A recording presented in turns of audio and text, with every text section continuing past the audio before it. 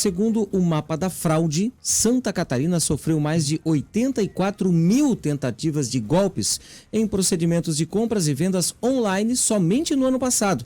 85 milhões de reais quase foram desviados para as mãos de criminosos. A pergunta que se faz é o seguinte: é possível prevenir esses possíveis golpes? A gente conversa agora com o Rodrigo Sanches, da ClearSale, para a gente entender um pouquinho mais esse cenário. Rodrigo, bom dia, meu caro, tudo bem? Bem-vindo à Jovem Pan Joinville. Bom dia, Marcos. Bom dia, Fernando. É um prazer estar aqui com vocês hoje. Rodrigo, impressiona essa marca de 84 mil tentativas de golpes em procedimentos em Santa Catarina? É um número assustador ou a gente está dentro da média da realidade brasileira, hein? Apesar da gente poder falar que isso está dentro da média, é sim um número assustador, né? O Brasil hoje, por alguns estudos, é apontado como o segundo país mais arriscado em número de tentativas de fraude. Então, o número é bastante elevado no país como um todo. Se a gente olha a média nacional, no total de tentativas realizadas no país, 1,4% dessas tentativas, das tentativas de transações digitais, são tentativas de fraude. Especificamente em Santa Catarina, esse número é de 0,8, ou seja, é um número um pouquinho inferior da média nacional, mas ainda assim é um número bastante elevado, esse número de 84 mil tentativas que a gente teve no ano passado. Rodrigo, eu queria que você explicasse um pouquinho para a nossa audiência, né, como é que é feito esse estudo que justamente identifica essas tentativas de fraude. Perfeito. A ClearSale é uma empresa que apoia comércios eletrônicos, bancos, operadoras de telecomunicações, empresas de vendas diretas a validar transações digitais para garantir que um bom consumidor tenha um ambiente seguro e que a gente tire o fraudador desse canal. Então, em 2023, nós analisamos mais de 1,4 bilhões de transações digitais do ecossistema brasileiro. E deste total, em algumas das transações, a gente recebe o que a gente chama de variável resposta, que é a resposta dos nossos clientes dizendo se aquilo foi fraude ou não foi fraude. Então, a gente pegou uma parcela desse total de transações, que foi pouco mais de 277 milhões de transações, analisamos todas essas transações e voltamos a cada 6 meses para o ecossistema, para o mercado, dizendo quantas destas foram fraudes, as razões das fraudes, os segmentos mais atacados, a divisão por cada uma das regiões, e é uma análise que a gente tenta fazer um processo educativo para ajudar não só empresas, mas consumidores a estarem mais protegidos dentro desse ambiente digital. Ambiente digital que acaba, né, tendo essa presença de criminosos também, é inevitável, enfim. Agora, o que a gente pode comentar, Rodrigo, em relação aos setores que são mais afetados, que são a preferência, digamos assim, do alvo dos criminosos nessas tentativas, hein? Uma coisa que a gente pode citar é que o comportamento do fraudador é um comportamento em que ele busca os lugares onde ele vai ter maior lucratividade, onde ele consegue, ao fazer aquela fraude, trazendo aquele produto, adquirindo aquele produto, que ele tenha maior liquidez para depois gerar capital para ele. Então, hoje, se a gente for olhar entre os 3 segmentos mais atacados pelos fraudadores, estão celulares e esportes, por exemplo, entre esses 3, e eles tentam toda vez se passar pelo consumidor para executar aquela fraude. Então, quando a gente faz uma divisão entre perfis, entre homens e mulheres, a gente tem uma distinção do terceiro setor que compõe esse pilar dos 3 mais atacados. Quando a gente fala do perfil masculino, por exemplo, o perfil esportivo, o segmento esportivo é um dos mais atacados. Quando a gente fala do perfil feminino, a gente fala que o setor de beleza é um dos mais atacados. Então, de alguma maneira, eles tentam se passar pelo bom consumidor e tentam atacar esses setores onde eles têm a maior lucratividade para poder depois fazer a revenda e poder se capitalizar em cima da fraude. E qual é a orientação, né, que vocês passam justamente para as pessoas poderem se proteger dessas invasões?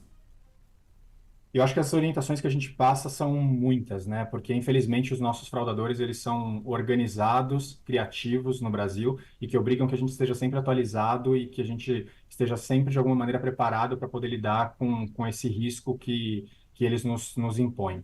Esses cuidados, eles começam, acho que não só pelos consumidores, mas eles começam pelas próprias empresas que querem oferecer seus serviços através de canais digitais. Essas empresas, elas devem contar com um sistema antifraude para garantir que todas as transações são analisadas, para que a gente possa garantir que a gente está protegendo os consumidores que vão trafegar por aquele canal. Há serviços, por exemplo, hoje de verificação de cibersegurança que olham se daquela marca não há exposição de sites falsos, redes sociais tentando se passar por elas, e há a possibilidade de derrubar esses conteúdos indevidos para proteger o bom consumidor.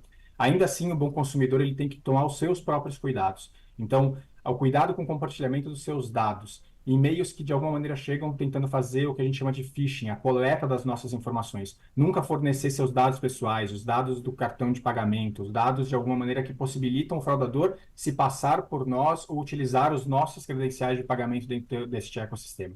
Verificar se o site onde nós estamos comprando é um site legítimo. A URL, aquele caminho, o endereço que a gente coloca nos navegadores, verificar se aquele endereço está corretamente posto. Porque muitas vezes os fraudadores criam sites falsos para se passar por empresas idôneas e com alta credibilidade no mercado, mudando pequenas palavras ou pequenas letras daquele endereço digital. Então, a gente fazer a verificação de que realmente o endereço ele é o correto é um dos cuidados importantes. Depois, entrar nesses sites reconhecidos de reclamação, se é um site não conhecido, uma marca que eu não tenho hábito de me relacionar, buscar na internet se há reclamações em cima deste site ou desta empresa que eu estou me relacionando.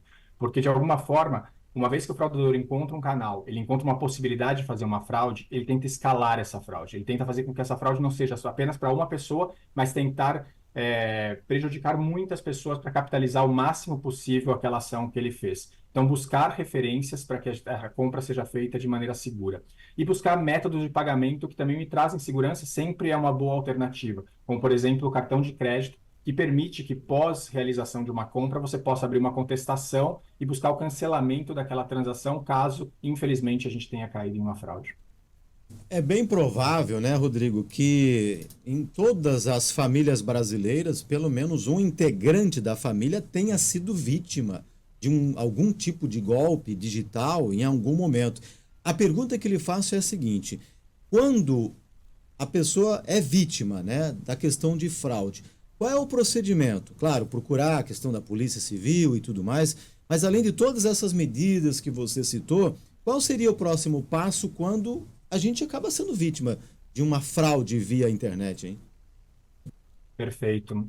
Existem algumas ações que acho que elas são cruciais de serem realizadas, né? A primeira delas, como você bem citou, é a gente buscar as entidades legais para poder fazer esse reporte. Então, a abertura de um boletim de ocorrência, o reporte, ele é muito importante. Nessa semana, inclusive, ocorreu um evento da Federação Brasileira dos Bancos, a FEBRABAN, que teve em muitos dos painéis a presença de entidades da Polícia Federal e da Polícia Civil de muitos estados, e eles reforçaram a importância desses reportes para que eles possam, na soma de todos estes incidentes, gerar insumos suficientes para a ação que a polícia faz. Porque muitas vezes, quando é uma ação muito isolada, isso é interpretado como um furto. Quando você começa, de alguma maneira, a entender o todo, você pode enquadrar estes fraudadores em ações criminosas, como formações de quadrilha, e isso, de alguma maneira, gerar a penalização correta para estas pessoas. Outro ponto que eu acho que é bem importante é, uma vez que você identifica que uma fraude ocorreu e que você identificou qual foi o modo operante daquilo, ou seja, eu tentei fazer uma compra e verifiquei que aquele site é um site falso, que de alguma maneira não é o site legítimo daquela marca. Primeiro, ir até o site de reclamação, colocar seu comentário para que outras pessoas possam encontrar aquele tipo de relato e que a gente possa minimizar os impactos. Porque um fraudador capitalizado é um fraudador que tem capacidade de investir mais ainda em novas fraudes, em novos mecanismos para tentar ludibriar o bom consumidor. Uma terceira dica que eu acho que é importante: nos navegadores existe uma forma de você fazer uma denúncia daquele conteúdo indevido. Então é muito importante que durante a navegação você verificou que aquele site de alguma maneira gerou algum tipo de prejuízo, buscar através daqueles navegadores a oportunidade de você solicitar a denúncia para que o prestador de serviço de internet verifique aquele incidente e comece a fazer os trabalhos para a derrubada daquele conteúdo indevido. O Rodrigo, em 2023, qual foi o tipo de golpe mais comum utilizado pela internet? Eu diria que a gente tem três tipos de golpes que foram muito, muito, muito utilizados em 2023. O primeiro deles é o roubo das contas, que dentro do mercado de tecnologia a gente fala que é o de account takeover, né? É uma engenharia social que de alguma maneira as pessoas conseguem utilizar e ter posse do nosso login e senha dos sites. Então, ao ter o login e senha dos sites, as pessoas podem se conectar, por exemplo, em um site de um marketplace e fazer compras através de dados que já estejam pré-cadastrados na conta, por exemplo, do Rodrigo, e fazer toda aquela transação financeira tentando se passar por mim através de uma credencial de acesso que foi vazada. Uma segunda forma, que também acho que foi muito vista em 2023, é o que a gente chama de vazamento de dados. É os fraudadores acabarem tendo acesso a dados pessoais dos cidadãos, como, por exemplo, o nome, o endereço, o telefone, o cartão de crédito que ele utiliza, ou seja, credenciais que, de alguma maneira, possibilitam a geração de novos cadastros no ecossistema digital para que ele possa realizar novas compras, aberturas de contas em bancos digitais, solicitação de serviços. Então, o vazamento de dados, infelizmente, também foi um dos modus operantes que a gente viu bastante frequente em 2023. E o terceiro deles, que acho que a gente também se deparou com alto volume, é a publicação de sites e anúncios falsos, tentando se passar por marcas reconhecidas. A gente viu muitos desses conteúdos sendo publicados, e a gente teve uma força-tarefa muito forte em 2023 para fazer a derrubada destes conteúdos e garantir que esses sites não ficassem publicados, prejudicando o bom consumidor e as marcas que, de alguma maneira, também são lesadas com a sua exposição de maneira indevida. Rodrigo, para finalizar nosso bate-papo, deixa eu pegar esse gancho que você citou agora sobre a questão de senha. Eu já ouvi falar, por exemplo, que você ter uma única senha para o e-mail, para o acesso do Instagram, para o Facebook, isso é uma arma poderosa para a mão lá do criminoso, do fraudador. O que você comentaria sobre isso, sobre a questão de senha única ou várias senhas para vários acessos, por exemplo, na internet? Este é um fato. Infelizmente, não é a forma mais conveniente, né, da gente conseguir ter acesso a todos esses serviços digitais. A gente sabe que cada vez a gente tem mais sites em que nós utilizamos dentro da internet, mais aplicativos que nós utilizamos, e às vezes a gente pensa que não é a forma mais conveniente a gente ter senhas diferentes para cada um desses sites.